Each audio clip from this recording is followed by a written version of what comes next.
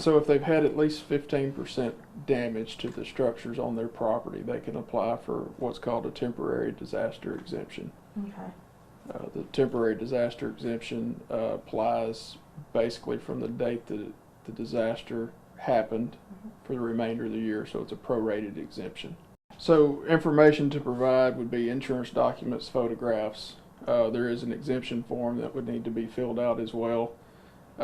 All of that is due by August 13th, so it's really important to get that in, because after that date we can't do anything with it. Anything that can show us the damage that you had to your property. Structure damages only. So only improvements to the property, land, damage to land, erosion, those type of things, those do not qualify under this exemption. Okay, so the deadline is 105 days after the date of the disaster that's declared by the governor, which is August 13th in this case. So they just need to make sure and get it in. We're trying to get the information out there. We've got it on our website. It's been on Emergency Management's Facebook. The majority of the damage, it seems like, has definitely been off of the Trinity River along King Creek.